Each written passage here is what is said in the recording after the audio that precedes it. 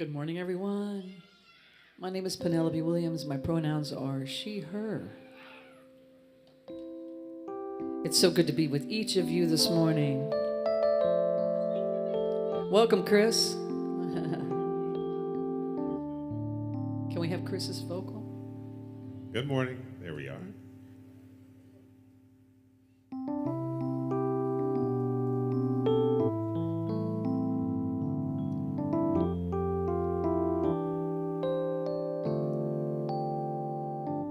In this moment, in this place, I remember who I am, letting fear and worry fall away from me. I open my eyes and see there is only love. There is only love. Love that heals, love that sets me free. There is only love.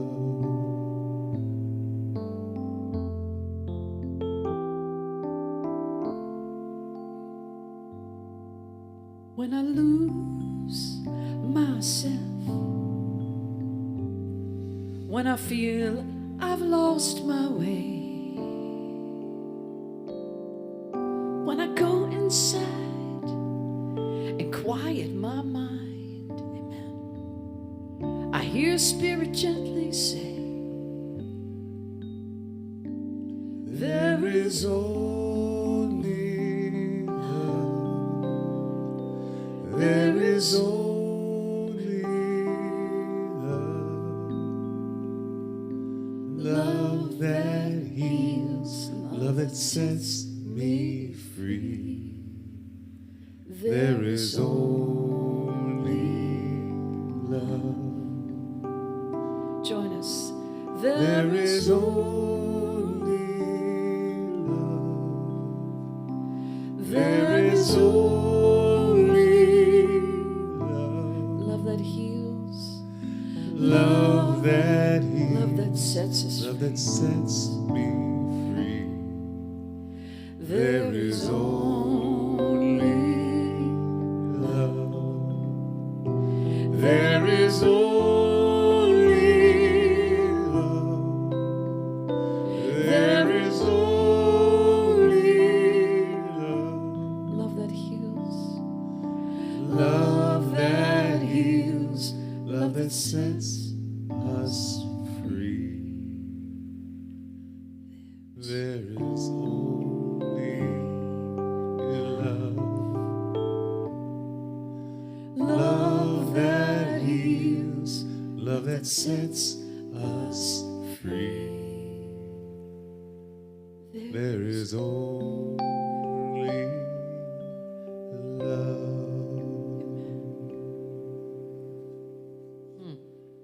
That's the music of Michael Gott. Melissa Felipe. Just touches your heart, doesn't it? Just warms your heart. Thank you, Chris. You. Bill Withers. Bill Withers. Make me feel good. Touch my heart.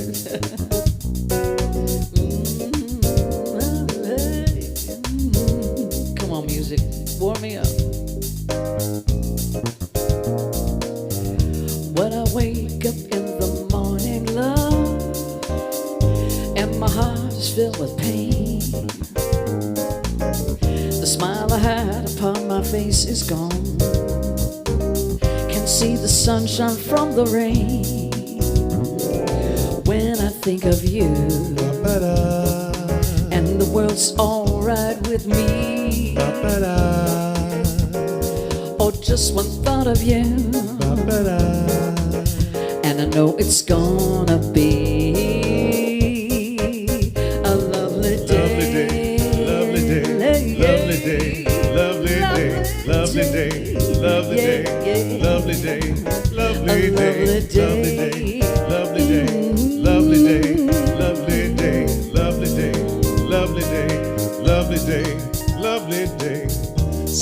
joy, the lover of my soul, the fire that burns deep within. You are the joy this world can't take away. The Spirit tells me this will never, never end. When I think of you, then the world is all right with me. Oh, just the thought of you, and I know it's gonna be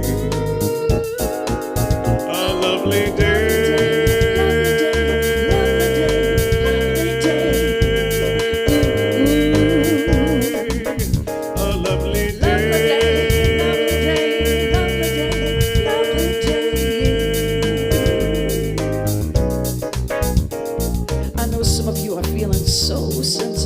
Tender in our hearts, and we know that being together makes it better, right? We are so glad you have chosen to be with us this morning. We want you to know you belong right here with us. We got you. When I think of you, and the world's all right with me. Oh, just the thought of you, and I know it's gonna be a lovely day.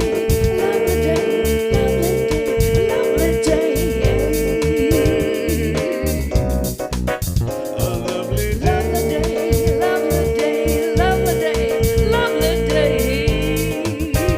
Right, Carol? Yeah. A lovely day. Lovely day, lovely day, lovely day, lovely day, lovely day, lovely day, lovely day, Right, Bernard? lovely day, lovely day, lovely day, lovely day, lovely day, lovely day, lovely day, lovely day. Amen. Oh, it's good to be together. So good to be together.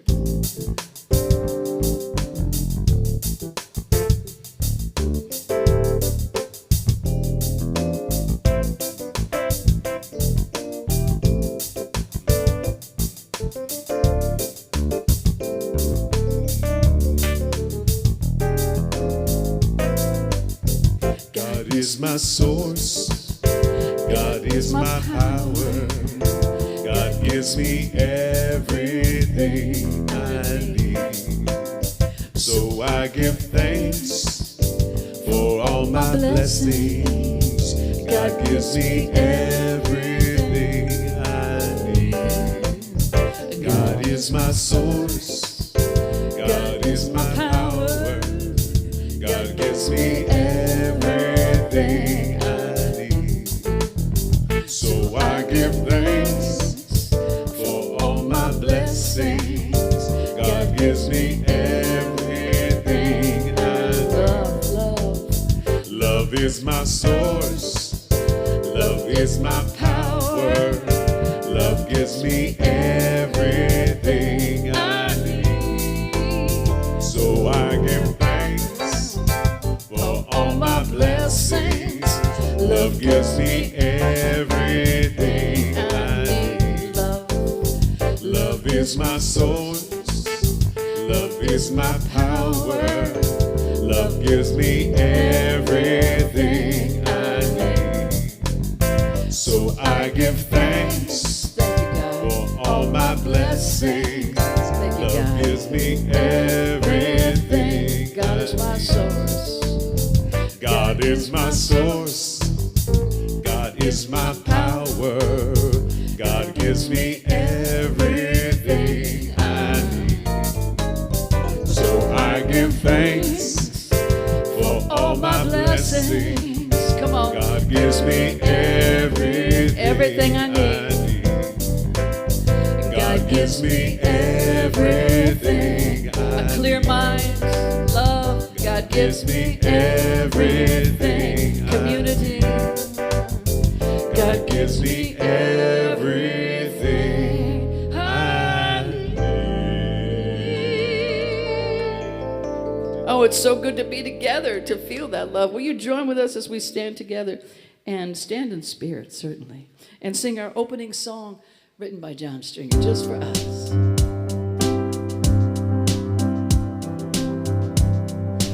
There is a place in my heart where I find the truth. I find me in you, a truth beyond what you may see now.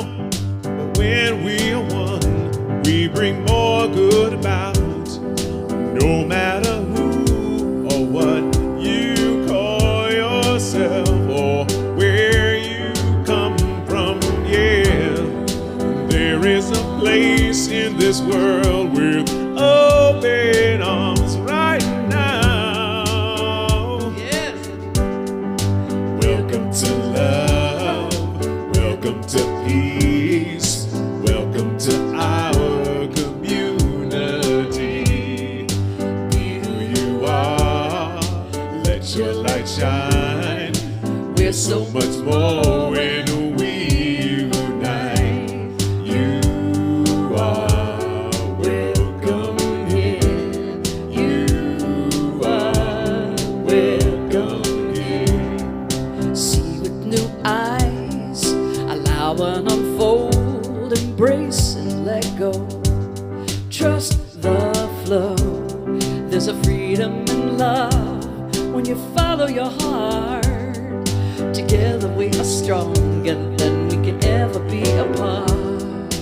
No matter who or what you call yourself or where you come from, yeah, there is a place in this world with open arms right now. Welcome to love, welcome to peace, welcome to our community. Be who you are, let your light shine. We're so much more when we unite. You are welcome here. You are welcome here. Breathe in and out, slowly feel all that's around you, all that you feel, all that you know. Let it go. Welcome to love, welcome to peace, welcome to our community. Be who you are, let your light shine. We're so much more when we unite. You are welcome here. Love is welcome here. Peace is welcome here. You are welcome here. Doesn't that feel so good? It feels so good to be together. Please be seated. Thank you for joining us this morning. Welcome online. Love is definitely welcome here. Good morning, beautiful people of Spiritual Living Center of Atlanta. So good to see you here in our space, in our room. Good to see you online. And I do see you online because I watch Facebook also during the service. No offense, Reverend David, but during your sermon, I just check in, just in case. So good morning. My name is Karen Ratz, and I proudly serve as a licensed practitioner here at Spiritual Living Center of Atlanta. My pronouns are she, her, and hers. And so I want to welcome you and make sure you know that love is welcome here and you are welcome here, and know that we are a center that engages and educates the seeker on their spiritual path. We're also a member of a global movement called Centers for Spiritual Living, and our mission is to provide spiritual tools for personal and global transformation. And our purpose is to awaken humanity to its spiritual magnificence. And our vision, which we all know really personally, right? Our vision is a world that works for everyone. Emphasis on everyone. Yeah. So whether it's your first time, whether you're here in the room with us, whether you're watching online, we are so grateful for your presence. We're going to have an amazing day together. Whatever you need today, you're going to get it. How's that for an affirmation? Beautiful. All right. Good morning, everyone. Morning. good to be back with you all. Good to be here. I'm David Alexander. I'm the spiritual director. My pronouns are he, his, and him. And today we're going to be talking about emotions. We've been talking about emotions all month. And has it been emotional for you? And we're going to get into it. Today we're going to wrap up the series and talk about sadness. And it's appropriate timing to come together, as Karen said, whatever you need today. This is a place we come where all of our self is welcome. Our grief, our sadness, wherever we are on the emotional spectrum, our joy, our triumphs. And it's important to take pause and have moments of community reflection about what's happening in the larger world. So we're going to create some space for that today. And the affirmation today is this. I'll read it and then I'll invite you to say it with me. I am in touch with any sadness that may be resident in my heart. I have the courage to let myself feel it. Let's say that together. I'm in touch with any sadness that may be resident in my heart, and I have the courage to let myself feel it. And so it is. Let's have a great day together. Connect, grow, serve, and give, living life where you belong. Connect, grow, serve, and give, loving everyone you belong.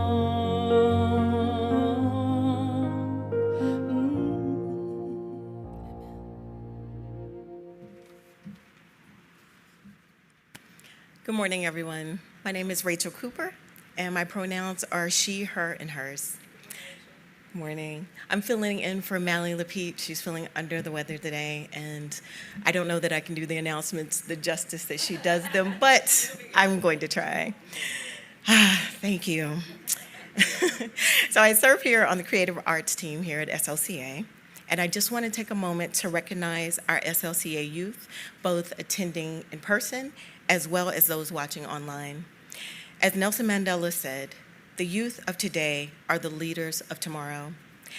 And before we excuse our youth to join our Youth Connect, please join me in affirming the youth affirmation that appears on the screen.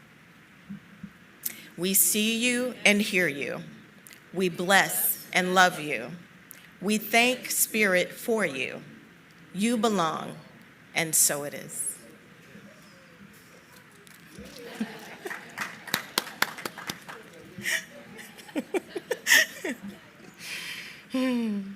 There will be a Youth Connect leader in the conference room by the lobby for those youth in person that wish to join them this morning. And now I'm excited to tell you about the opportunities to connect, grow, serve, and give at our center. And for more information about today's announcements, please take a moment to scan the QR code that's located on the back of the seats in front of you or on the monitors. Also, check out our weekly email newsletter on Monday for all the ways to connect with SLCA during the week. And if you aren't currently receiving the newsletter and would like to, please to speak with one of us following the service. Are you ready to learn to cultivate your soul's currency and create greater fulfillment and abundance in your life? Yes. Great. Each Thursday evening in the month of June, our very own Reverend Avon Drummond will offer Soul Currency. This method was developed by Reverend Ernie Chu, and we will use his book, Soul Currency. So please join Reverend Avon as you invest in your inner wealth, and you can register today online. Is meditation part of your spiritual practice? Yes. Wonderful. So then you know about the opportunities to grow with Reverend Ursula Lentini every Tuesday at 7 p.m. Eastern, in person here at SLCA, and also via Zoom. Did you know that there are many ways to serve here at SLCA? And are you looking for opportunities to serve at SLCA? If so, we need your help as we have brought back many of our services that we had before COVID. Take a look at the monitors for some of the opportunities available, or speak with one of us after service today. Get ready for the next opportunity to serve our greater community. On June 12th from 2 to 4 p.m., we will join our friends at UUCA here at SLCA for our Pet and People food drive. People donation, excuse me, we're not donating people.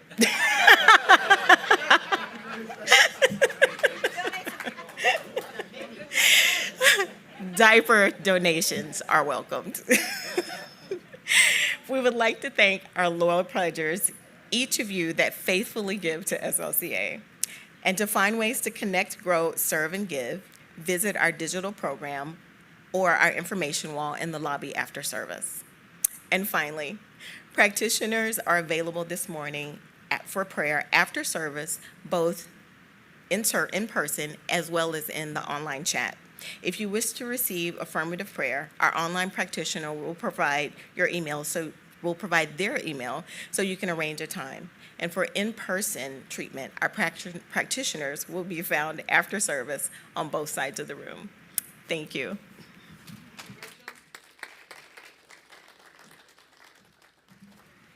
Thank you, Rachel. You did great. So we come to our time of affirmative prayer. And I'm not sure what your experience has been, but I'll tell you my experience is a little bit of whiplash, some really high highs. My beautiful wife and I of 33 years, we got to go to Amsterdam and see the tulips, and to Normandy and see Mont Saint-Michel and speak a little French, and probably badly, but it was all really amazing and soul enriching, and kind of restarted my soul after COVID maybe. And then I know I've got friends in my realm who are sick and tired of being shot for grocery shopping, and kids in elementary schools, right? There's highs and lows going on. So if that's your experience, my experience is to turn to somebody younger and wiser than me. So here's part of my prayer this morning. It comes from Amanda Gorman, and it's from the book Call Us What We Carry, and it's actually the title poem, What We Carry. So this is part of the prayer. Take it in if you would. What we carry. As kids, we sat in grass, fished our hands into the dirt. We felt that damp, brown universe writhe, alert and alive, earth cupped in the boat of our palms. Our eyes waxed wide with wonder. Children understand. Even grime is a gift. Even what is mired is miraculous. What is marred is still marvelous. Ark. A boat like that which preserved Noah's family and animals from the flood. The word comes from the Latin word arca, meaning chest, much like the Latin word arcare, to close up, defend, or contain. Ark can also mean the traditional place in a synagogue for the scrolls of the Torah. That is to say, we put words in the ark. Where else to put them? We continue speaking, writing, hoping, living, loving, fighting. That is to say, we believe beyond disaster. Even endings end at the lip of land. Time arcs into itself. It is not a repeat, but a reckoning. Days can't help but walk two by two. The past and present, paired and paralleled. It is the future we save for ourselves, from ourselves. Words matter. For language is an ark, yes. Language is an art, an articulate artifact. Language is a life craft, yes. Language is a life raft. We have recalled how to touch each other and how to trust all that is good and all right. We have learned our true names, not what we are called, but what we are called to carry forth from here. What do we carry, if not what and who we care most for? What are we, if not the price of light? Loss is the cost of loving. A debt more worth than worth every pulse and pull. We know this because we have decided to remember. The truth is, one globe, wonder flawed. Here's to the preservation of a light so terrific. The truth is, there is joy in discarding almost everything. Our rage, our wreckage, our hubris, our hate. Our ghosts, our greed, our wrath, our wars on the beating shore. We haven't any haven from them here. Rejoice, for what we have left behind will not free us, but what we have left is all we need. We are enough, armed only with our hands, open but unemptied, just like a blooming thing, we walk into tomorrow carrying nothing but the world.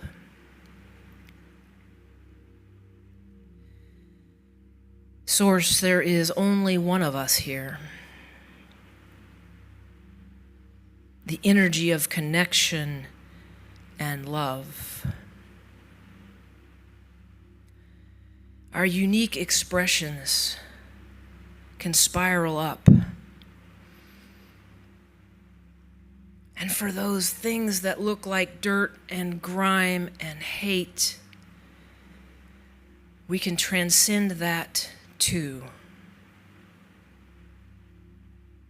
Through our own hearts, through our own connection to others, through our own loving ourselves, being gentle with ourselves, allowing our joy, celebrating.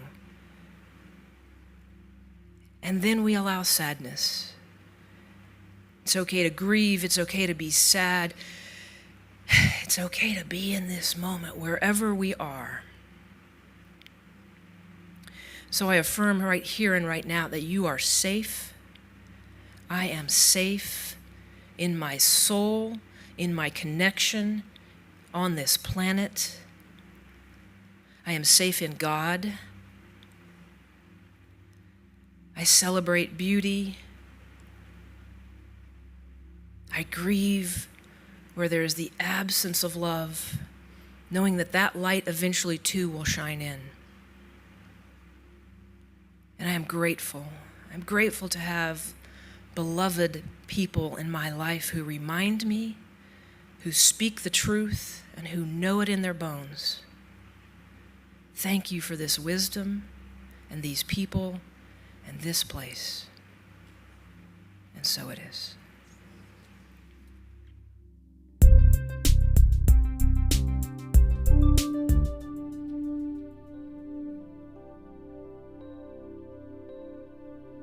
With every prayer, I breathe the heart of God. I breathe the love of God through me.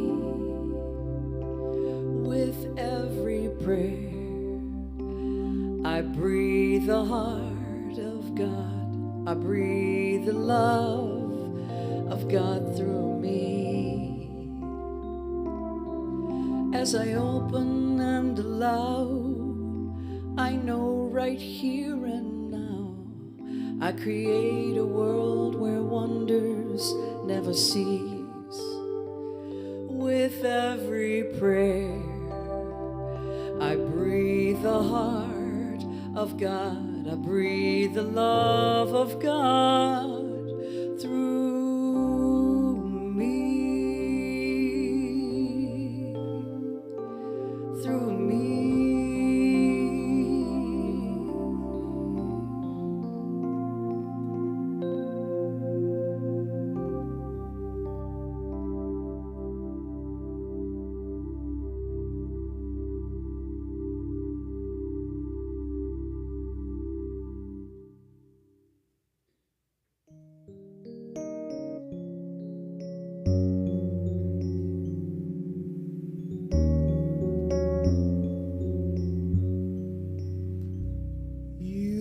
Sad eyes, don't be discouraged. Oh, I realize it's hard to take courage in a world full of people. You can lose sight of it all, and the darkness inside can make you feel so small. But I feel your true colors shining through. I see your true colors. That's why I love you. So don't be afraid to let them show your true colors. True colors are beautiful like a rainbow.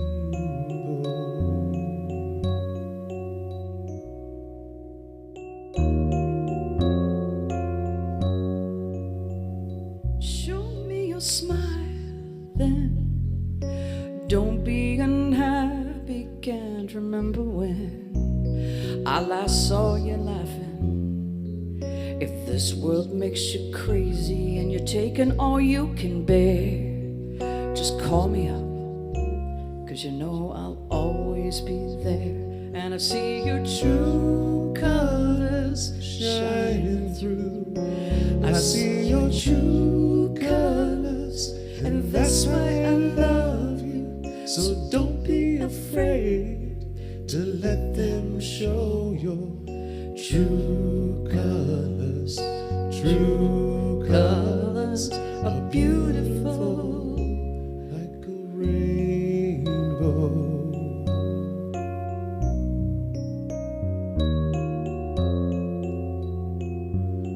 Show me your smile and don't be unhappy. Can't remember when I last saw you laughing. This world makes you crazy and you've taken all you can bear. Then call me up, because you know I'll be there. I see your true colors shining through. I see your true colors, and that's why I love you. So don't be afraid to let them show your true colors. True colors, true colors are shining through. I see your true colors, and that's why I love you. So don't be afraid to let them show your true colors. True colors, true like a rainbow.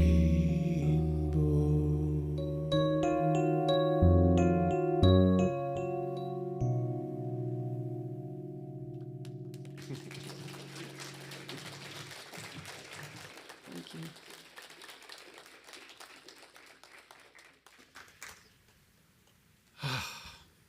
Not supposed to mess me up like that before the message. We are blessed with wonderful music ministry. Let's give them another hand.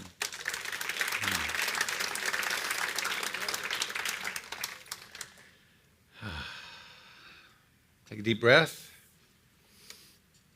So we come into this day together. The title today is High Tide, Low Tide. I got to make sure this thing's working first.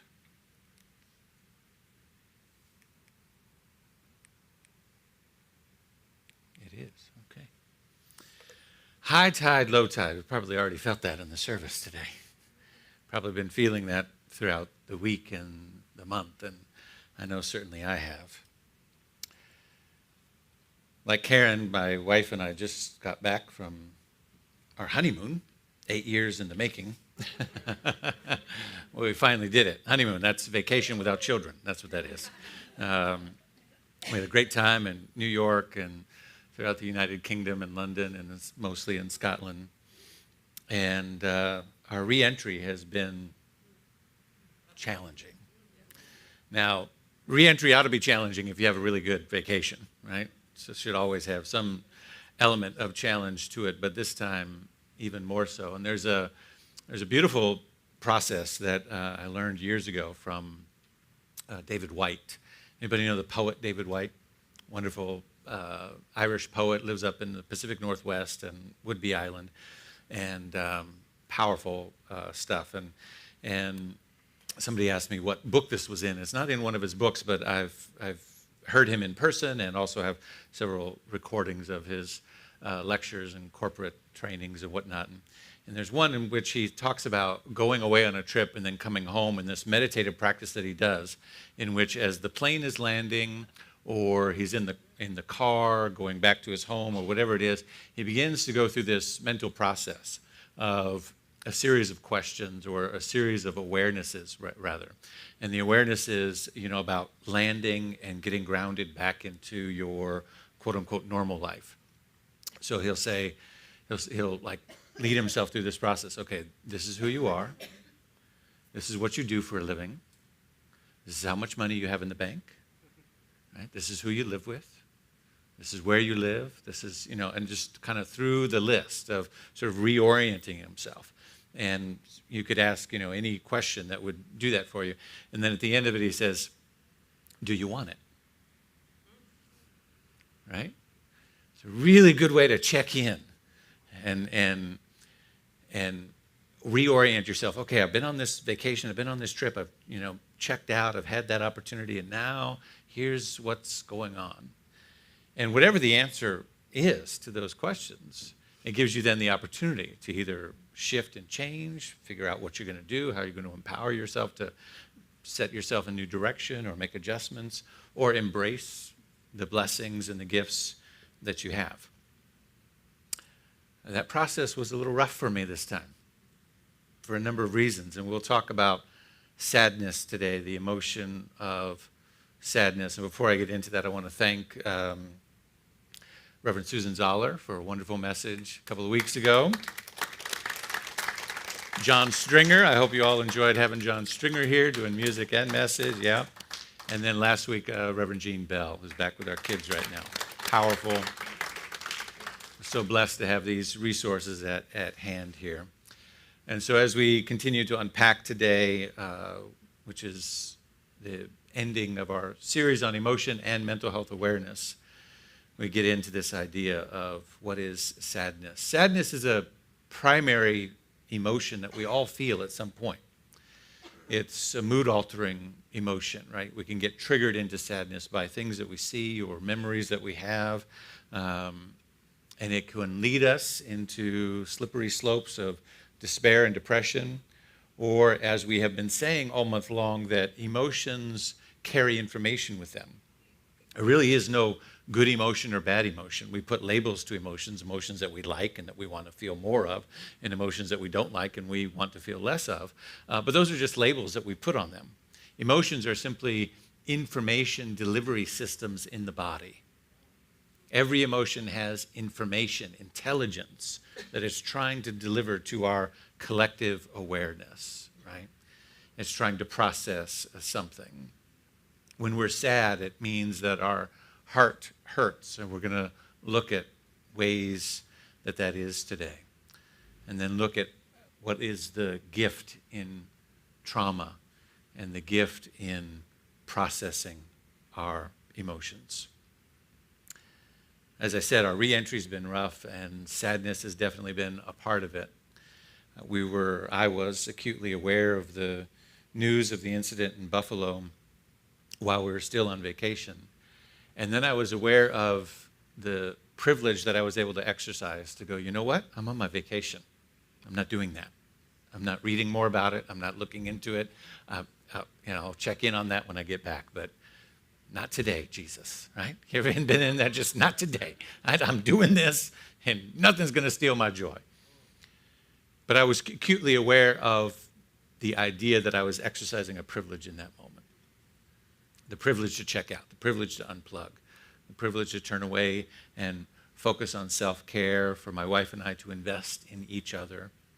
Right? And nevertheless, we could not help but notice as we traveled around the UK how little concern that we had, and especially by we, I mean she, had in physical safety. How diverse our surroundings were, and how little concern there was for anything happening in a public space, or even anything happening walking down a quiet street at night. And so coming back into this choice, coming back in and flying in and being aware of Buffalo, and then a few days later, Uvalde, Texas, and somewhere in between all of that, the attack on Asian Americans in a church in Palo Alto, I believe it was, or somewhere in California. This idea that we have so regularly fail to meet our collective need as a humanity in this country, and that we've become so numb to it, it makes us wonder, it makes me wonder how much longer I can make that choice. Right?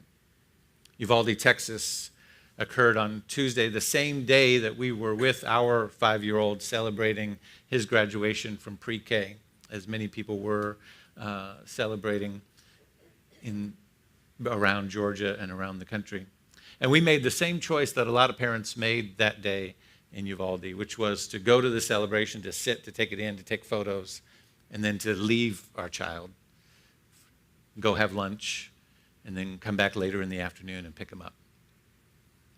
There were parents in Texas who did the exact same thing. They went to the award ceremony, they sat, they took pictures, they celebrated, and they went to do something else, and they never got to go back to pick their child up.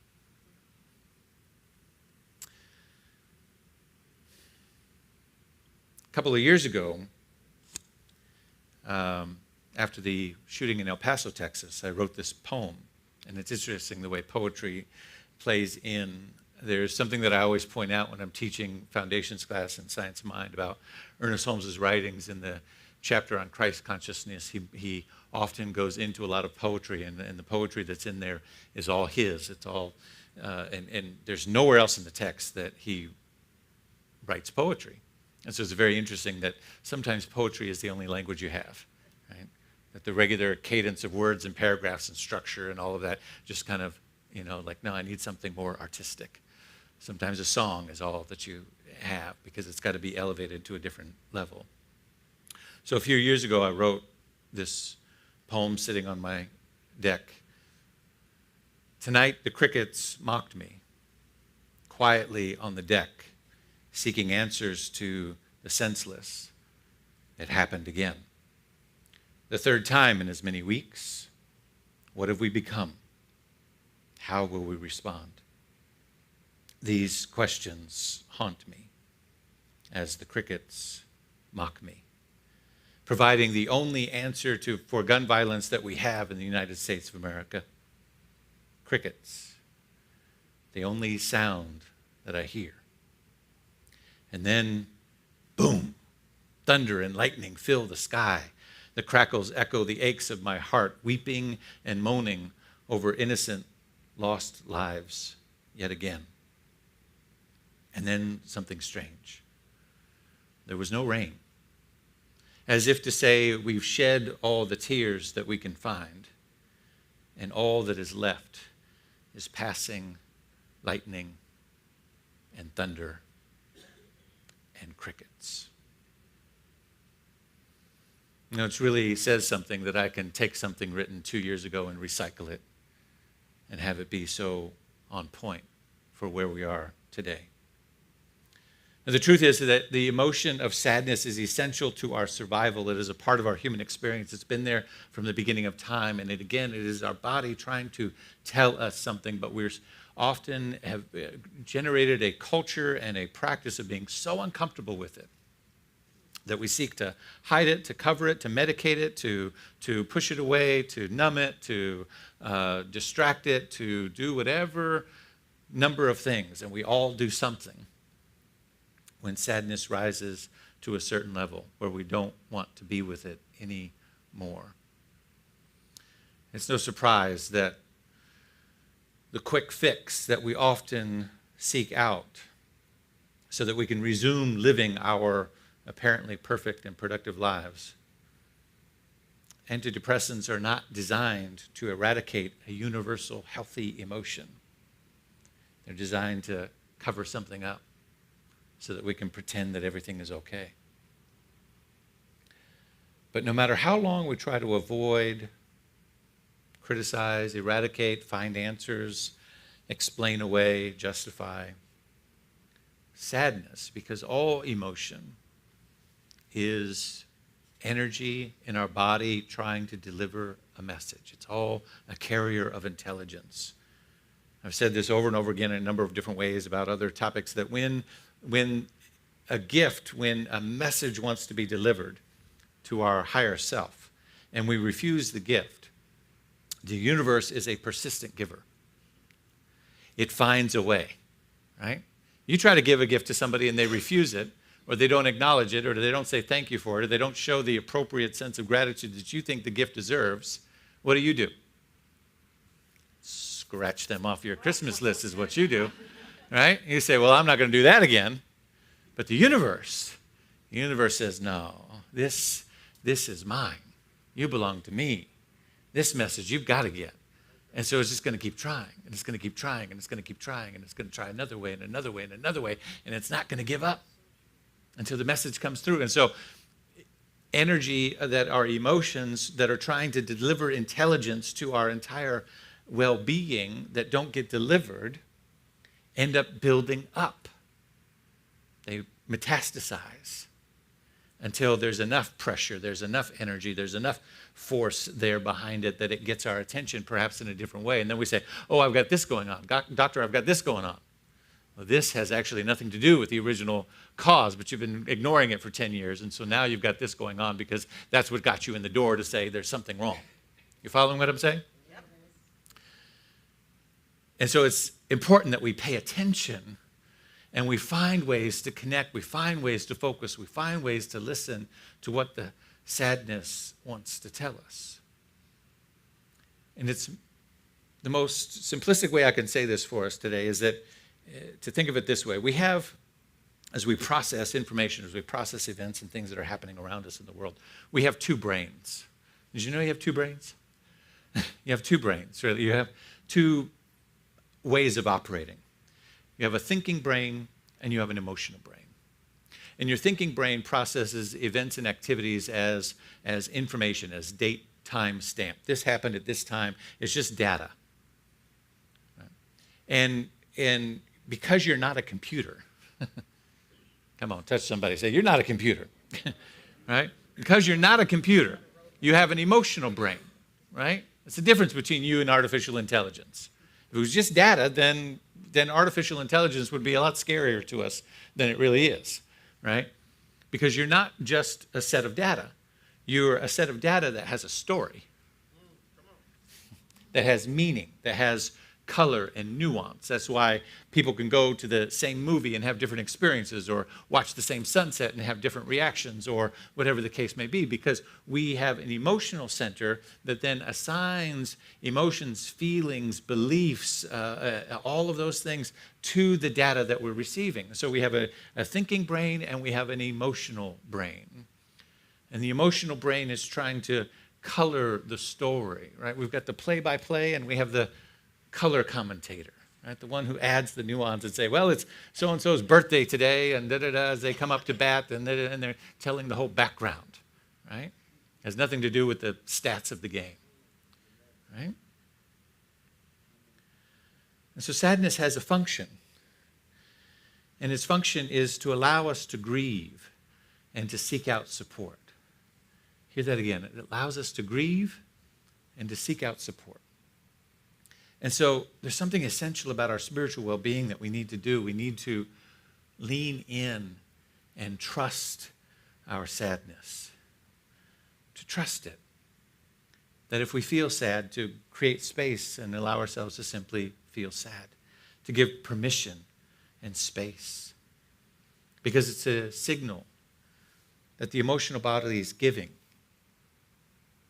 We have to trust sadness. Sadness is the signal that the emotional body gives us when our connection has been severed and needs repair. Our connection to what? To you, to me, to each other, to humanity, to the one thing that connects us all, to the one power, to the one presence, to the God life that runs through all of us. That's why we can grieve at the loss of somebody else's child, because in fact, they're not somebody else's child. They're our child. Sadness is the signal that the emotional body gives us when our connection has been severed and needs to be repaired. But if we don't listen to it, if we find excuses and justify and push it away and ignore it, then it will simply build up and build up and build up. Ernest Holmes says, we live unto others. We live unto others because that which is myself is yourself. That which is yourself is myself. That which is ourself collectively, that which is ourself collectively and ourselves individually is the one and the only self there is. There is no other self. We live unto others. We live unto others, because that which is myself is yourself, and that which is yourself is myself, and that which is the self collectively, ourselves, and ourselves individually is the one and only self that there is. There is no other self. There's only one of us here. And so no matter how long, again, that we try to avoid, criticize, eradicate, justify, excuse, push away, sadness will continue to creep up. It will continue to find ways. Now, when we have unmet needs, as I said, they build up, they build up, they build up, they build up. And I said they sort of metastasize. They take on weight and energy in our emotional body and sometimes in our physical body. But what's interesting about sadness, in particular, sadness, depression, anger, these feelings, where we have conditioned ourselves to not know how to connect with these feelings, not know how to process or give space to feel them. And we've been trained and conditioned by our upbringing and by our society to not make space for them. Then suddenly that unmet need exists inside of an empty space, like an empty chamber, rather than it sort of growing and metastasizing in a way that puts pressure on some other part of the body, and then we can feel it. Instead, it kind of bounces around and echoes. Have you ever left a quarter in the dryer? Right? Ever left a quarter or something in the dryer and it's rattling around in there? It's a small little thing, but it's sure making a lot of noise, isn't it? Then we learn to ignore it. We turn up the volume on the TV. We do something else, right? But it's just rattling and rattling and rattling. We don't think anything of it. You ever leave something larger than a quarter? Ever leave a rock? Now, a rock might actually do a little bit of damage. It might dent the inside of the dryer. And if you've ever seen, and if you haven't, I know today at brunch you'll Google it, and I don't know why that these videos exist, but they do, and I'm glad they do because it's a perfect illustration. Have you ever seen a video of somebody putting something like a brick in a dryer and turning it on? I don't recommend trying it. Don't do that. It will void your warranty. But you can Google it. You can see it on YouTube. Kids have done this, whatever. Now what happens is that thing rattles around, and it doesn't just rattle around and make more noise. It actually does incredible damage, and the whole thing begins to shake and quake, and the outside the structure of the dryer, the doors will begin to fall off, and the thing will bounce, wildly.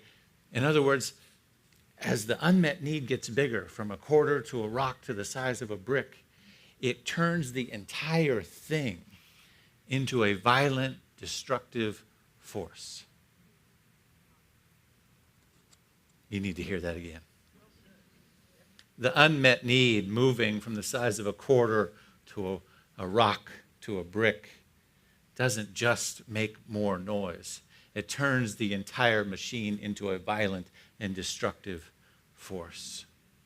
And so it becomes critical that we create space to mourn and to feel. That's why we have Memorial Day weekend. That's why we have Veterans Day. That's why we have these spaces to honor. When we were moving through the UK, and we would, people. My mom's like, "How many castles did you see?" And I had more interest in the churches than the castles, than some of the churches, because the churches were such beautiful places, and I was overwhelmed at the ones that were active, still active congregations in the cities, like the Cathedral in Glasgow and the Guild's Theatre or Church in Edinburgh, where are still active communities there.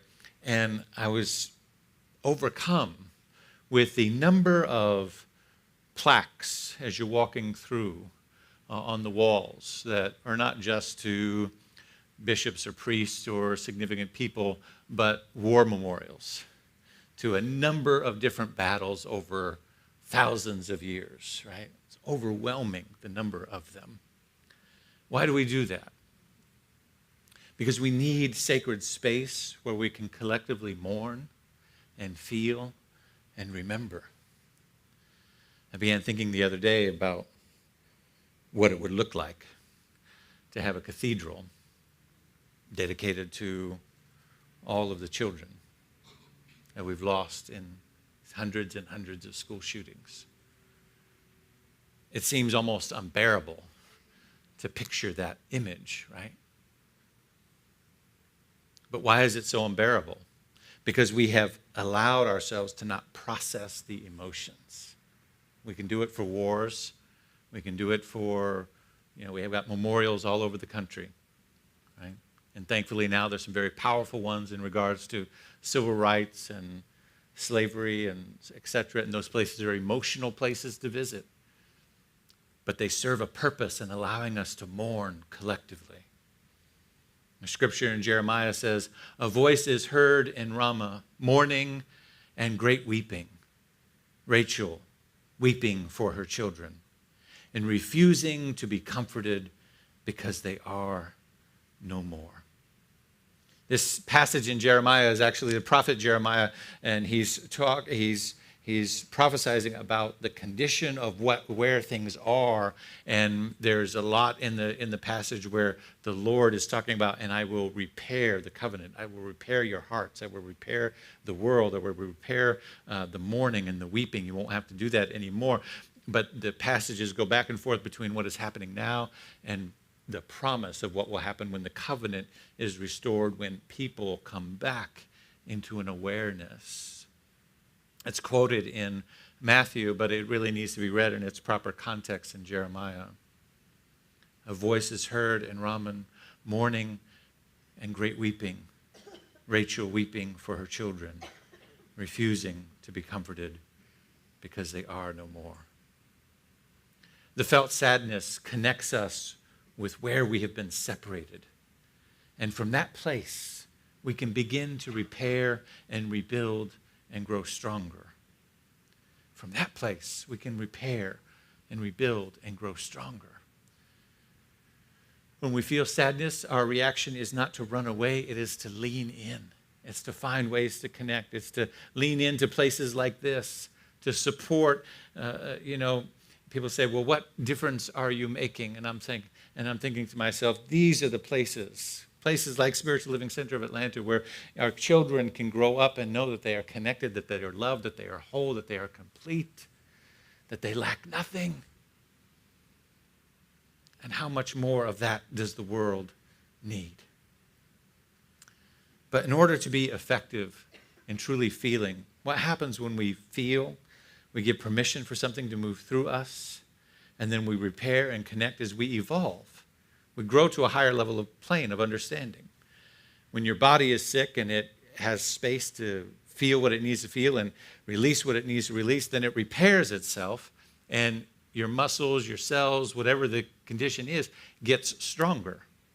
You become stronger as a result of the mourning, the processing, the feeling, right? And I keep wondering, where are we creating the space to get stronger if we keep going back to the same excuses, the same justifications, the same stories, the same numbing behaviors, the same, right? If we keep going back to the same things over and over again. In other words, I think in order to effectively mourn what's happening right now in America, and what's been happening for a very long time, is that we have to stop pretending like there are no good answers. We have to stop pretending like there's no good answer. That, well, there's just no good answer. Well, we have to stop giving voice and giving space to voices and stop rolling over to thoughts and ideas that lack sincerity and depth and substance and critical thought. We're better than that. And we deserve better than that.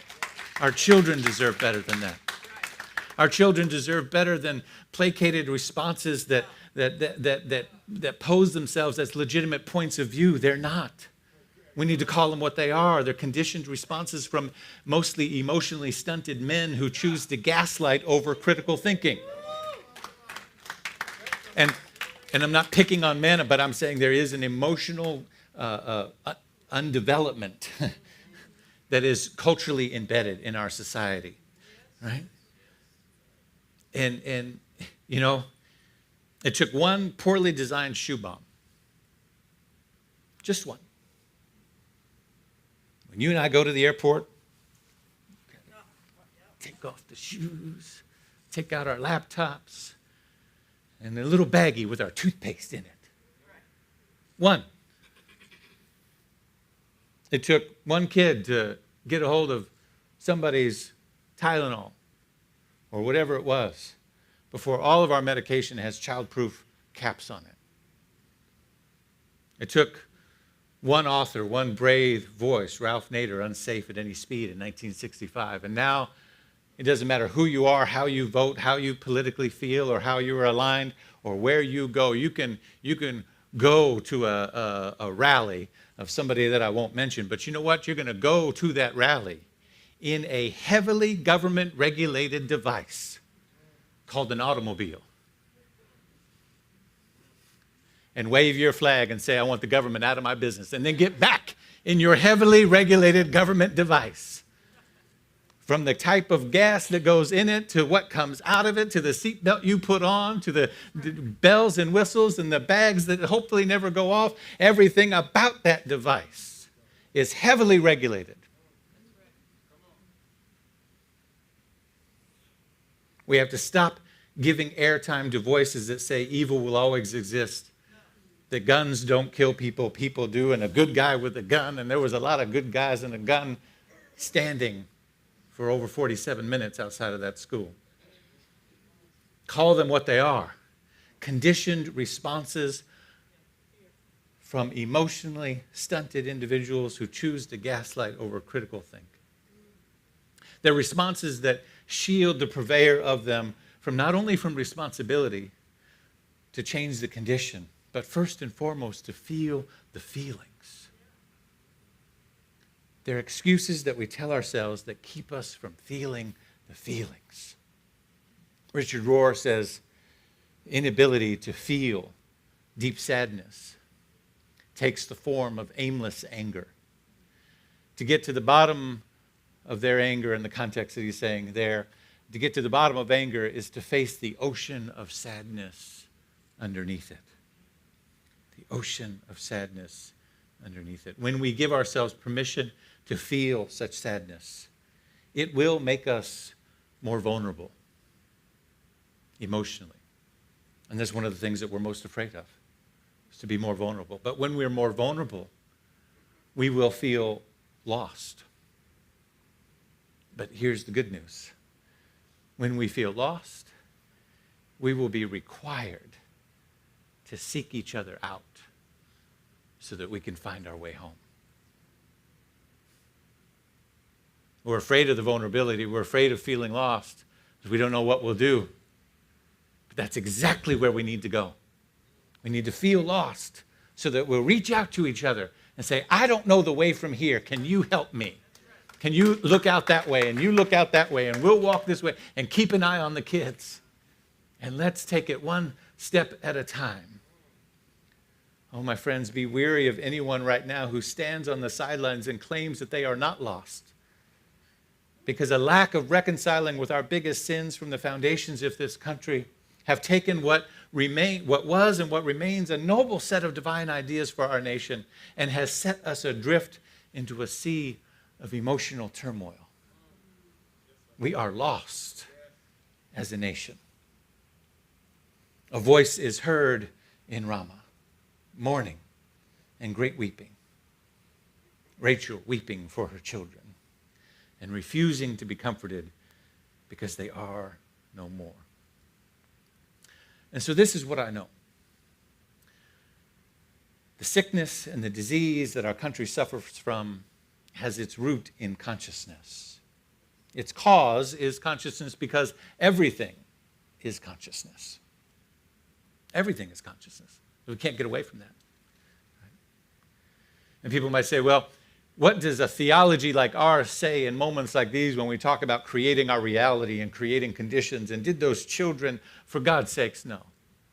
Those children did not create this. But we collectively co-created a society that allow as I said before, when we don't listen to the information that the sadness is trying to give us, when we don't reconnect to the places that we're separated from, that we're trying to get reconnected to, that are the point of the emotion in the first place, when we give ourselves excuses and reasons and justifications, and then we go right back to the same behaviors, and maybe even more so double down on the old behaviors, then we create the conditions where the universe has no choice but to give the lesson again.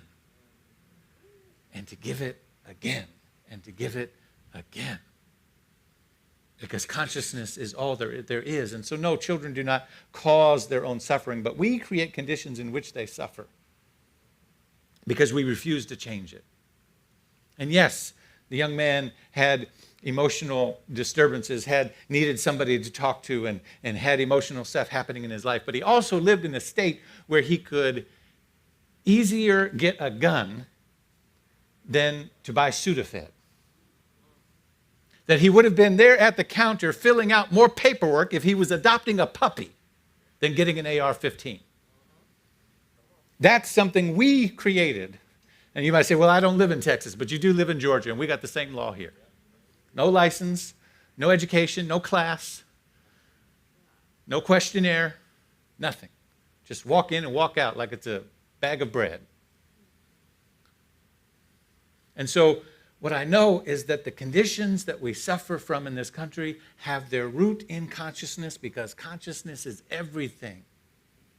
And that we are the people who claim to know how to heal a diseased consciousness. Are we not? And so what I know as one who's committed to this work is that I will use every last breath in my body to defend my children and my family, and to speak up for my neighbors and my colleagues and my siblings of color around the world who carry this unjust burden caused by the sickness of white supremacy, stunted masculinity, and outsized patriarchy. Because doing so is the application of our teaching. Why? Because one, this sickness is a diseased consciousness. Number two, it is completely unnecessary. And number three, it has no power. Watch me now. It has no power over the innate goodness, beauty, creativity, love, joy, creative capacity, and the innate wholeness of each and every one of us. The sickness has no power over the capacity that we have to rise above. But we first have to call it out, to call it what it is by name. And when we do so, it will shrink back into the nothingness from whence it came, because it cannot stand in the presence of wholeness. It cannot stand in the presence of love. It cannot stand in the presence of truth. It must shrink back from the dark places from which it came, which was a place of separation to begin with. And so we dedicate ourselves to being connected, to communicating the message: you belong. To, I don't want to hear more about how much dark money the NRA has. I want to hear about how much money is pouring into places like this. You didn't catch that. That's a call to action right there. That's a call to action, because this place and places like it have something to say to the hurting souls of those who feel disconnected. It's right there on the front of our shirts. You belong. It's a message for everybody. I too am going to end with Amanda Gorman. Take a breath.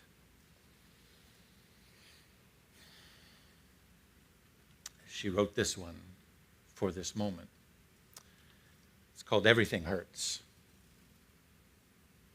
Our hearts shadowed and strange, minds made muddied and mute. We carry tragedy, terrifying and true, and yet none of it is new. We knew it as home, as horror, as heritage. Even our children cannot be children, cannot be. Everything hurts. It's a hard time to be alive, and even harder to stay that way. We're burdened to live out these days, while at the same time blessed to outlive them. This alarm is how we know we must be altered, we must differ or die, we must triumph or try. And while hate cannot be terminated, it can be transformed into love that lets us live. May we not just grieve, but give. May we not just ache, but act. May our signed right to bear arms never blind our sight from our shared harms. May we choose our children over chaos. May another innocent never be lost. Maybe everything hurts, our hearts shadowed and strange. But only when everything hurts, may everything change. Take a deep breath.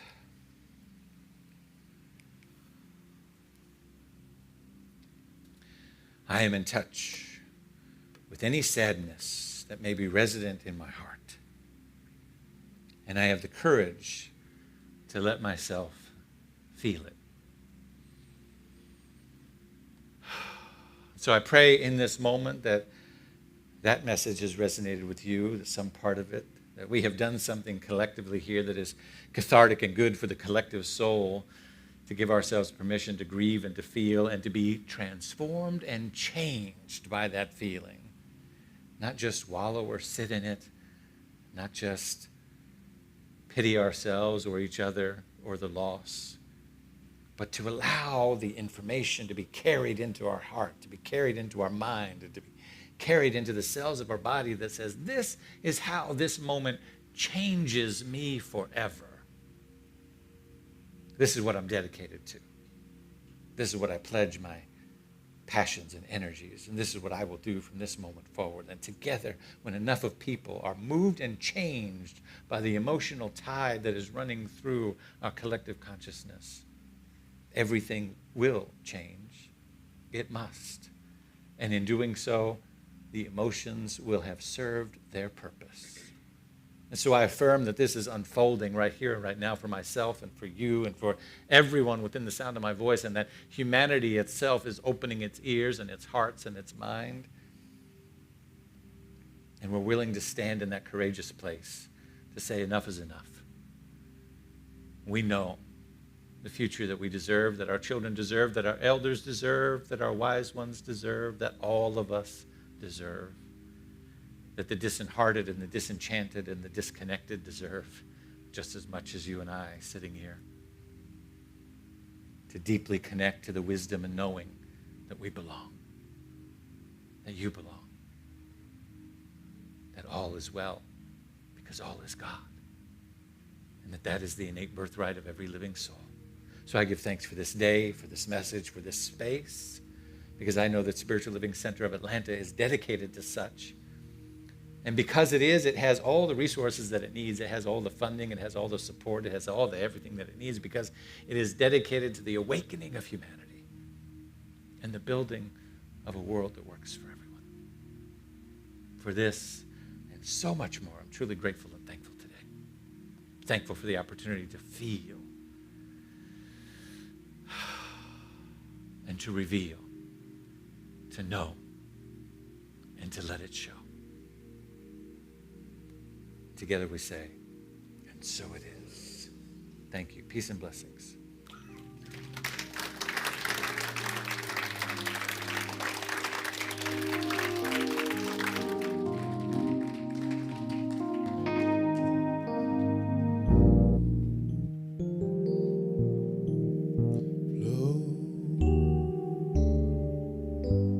Spirit, flow through me as I open up to be an expression of your unfolding peace.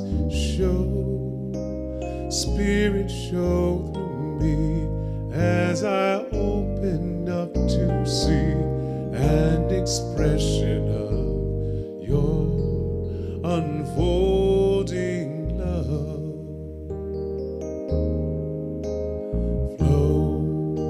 Spirit, flow through me as I open up to be an expression of your unfolding peace. Show, Spirit, show through me as I open up to be an expression of your unfolding love.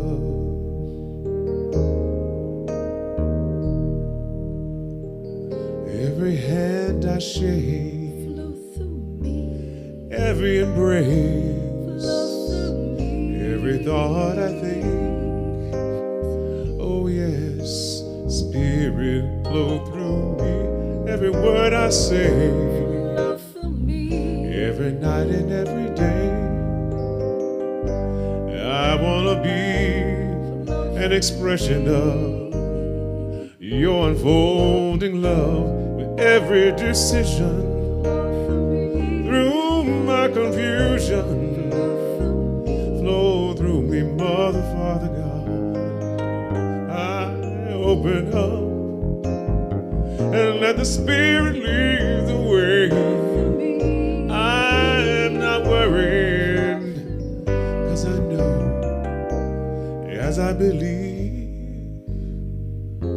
so it is when I wake up in the morning, when I put on my clothes and go about my day.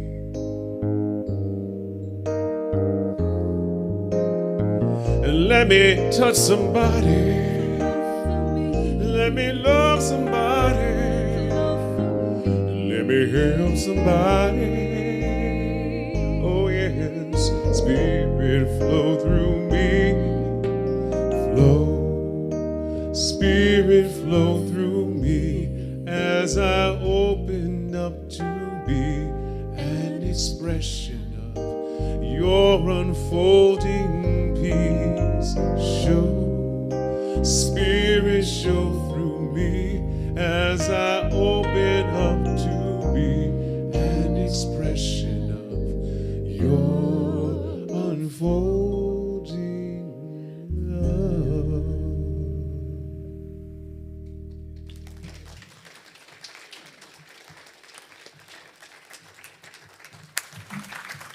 Beautiful, Chris Adams and Penelope, voice of an angel. So as we come to a close today, we've got a couple things that I'd like to do. And first of all, could I have my fellow practitioners stand? And if you are online, Allison, Kathy, raise your hand as well. These amazing practitioners around this room can help you know that highest truth. And they are holding that for our center. They are holding that for the world. You know they pray for you every day, right? Twice if you're a pledger. No favorites, I'm just saying. But we are holding a higher consciousness for you.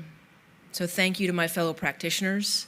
If you need them, if you need us, please come to us. Yeah, we can know a higher truth for you. Thank you. Thank you to those online too. Thank you guys for raising your hands. I'd also like to welcome any first-time visitors. Do we have any first-time visitors that are new to SLCA? Raise your hand if you're around, or please stand. Welcome. We're glad to have you. We're going to give you a welcome gift. We would love to welcome you with our greeters in the lobby, and that's especially for you. And thanks for being with us. We're so glad you found us. We're glad you're here. Always new people. I love that. That is amazing. All right, so we come to our time of grateful giving. Another hat I have the privilege to wear here is president of the board, and I serve with some amazing board members. We're really well led, you guys. We have an amazing staff. If you don't know Shannon Pruitt, our executive director, and you think he just runs the machines back there, I will tell you, this man has vision, leadership, and I've worked in the corporate world for a long time. I have never seen a manager like you, Shannon. He has got us running a very tight ship that also fulfills our vision. Thank you. You're the reason we made it through COVID. So I want to thank Shannon. And Reverend David, we recruited you 3 years ago, yes? We made the right choice. We made the right choice, yeah? So someone asked, and we've got a lot of amazing people, Reverend Jean Bell, Reverend Susan. We've got our whole staff back here, our music team, and Penelope and under her leadership. So I will tell you that someone asked me yesterday, what do you think the future of SLCA is? And it was somebody that kind of knew our history and knew a little bit about our finances and knew kind of where we've been and where we're going. And I said, you know what? We didn't just survive through COVID.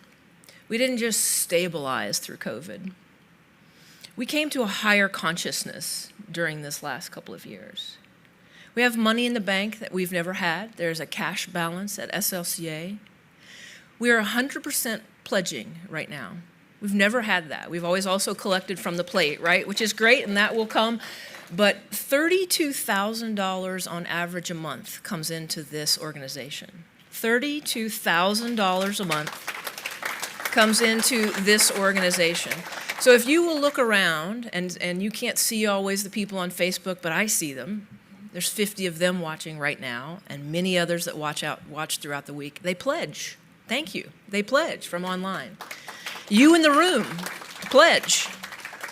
And it comes month after month. It came months we weren't here, right? But we've always had a presence. And we're going to continue to have a presence. 42 years will turn into, I promise you, another 42 on steroids. So thank you, pledgers. And thank you, SLCA, and your consciousness for what you create, because this message, this place, this community matters. So let's take our affirmation for grateful giving to heart and put your pledge cards in the basket and know that this place and what you're doing matters.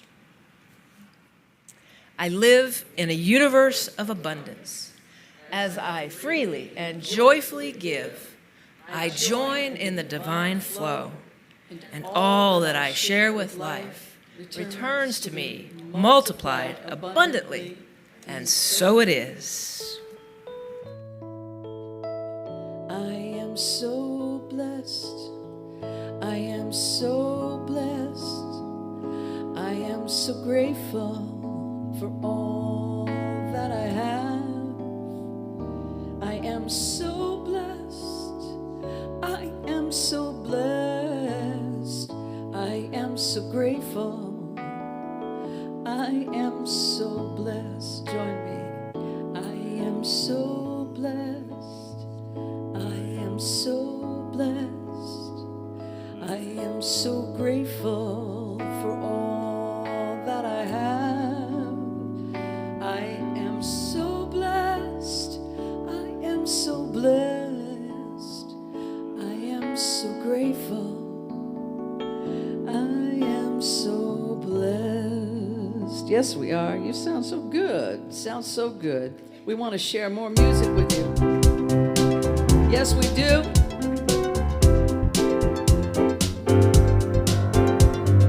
People all over the world, join hands. Lift your hearts. Start a love train, love train. People all over the world, join hands. Start a love train, love train. Take a good look around, and if you're looking down, Put a little love in your heart. I hope you decide kindness will be your guide. Put a little love in your heart.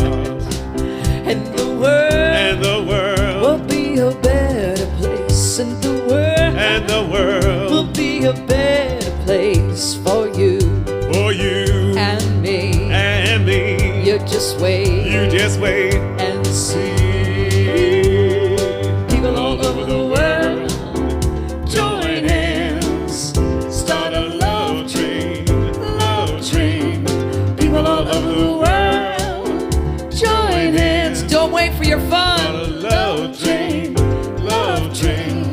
Another day goes by and still the children cry. Put a little love in your heart. I want you to know we won't let hatred grow. Put a little love in your heart. And the world will be a better place. And the world will be a better place for you and me. And Susan Zoller, you just wait and see. People all over the world, join hands. Start a love train, love train. People all over the world, join hands. Start a love train, love train. People all over the world, join hands. Start a love train, love train. one more time, People all over the world, yeah.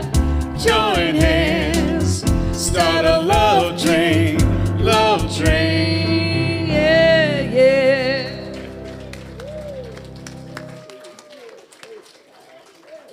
Yes.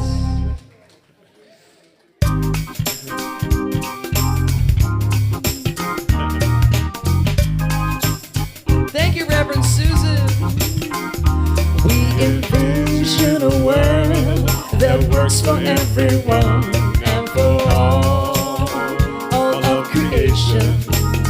We see all people, all beings as expressions of God. We see a world that works for everyone. Have an amazing weekend. We love you. We envision a world that works for everyone and for all of creation. We see all people, all beings as expressions of God. We see a world that works for everyone. We see a world that works for everyone. We see a world